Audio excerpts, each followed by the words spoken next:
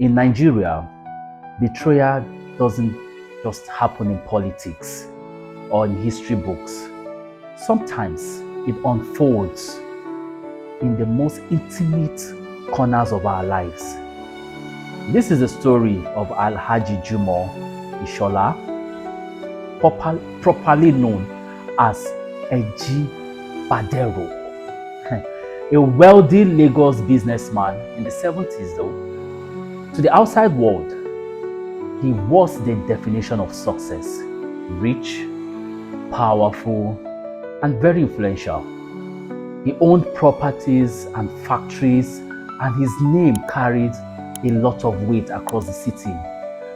But beneath that wealth was a man feared, not loved.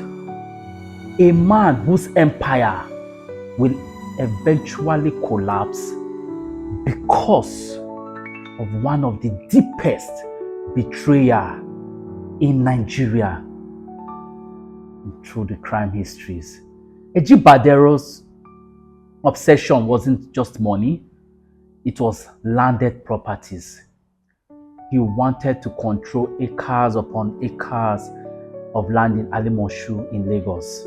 A lot of villagers resisted, refusing to sell their ancestral lands to him, but Ejigbadero was not a man that would take no for an answer.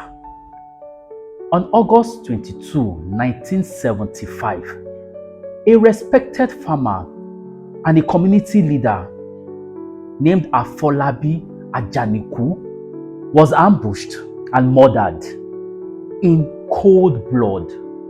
Witnesses said Ejigbadero himself pulled the trigger. The village was thrown into mourning.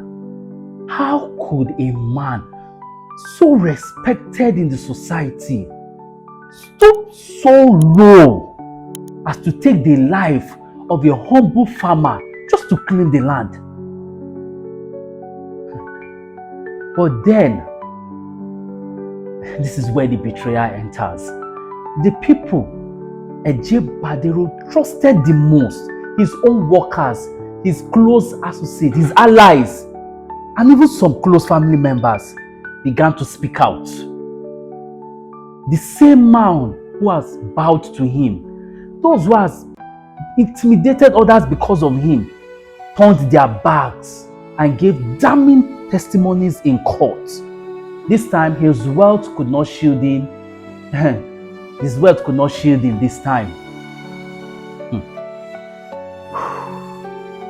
In 1977, after a sensational trial, Alhaji Jumo Ishola Ejigbadero was found guilty of murder.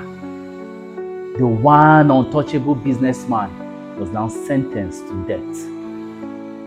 On the date of his execution, the whole of Lagos stood still. Not because they mourned him, but because they had witnessed the betrayal and how greed can bring down even the most powerful.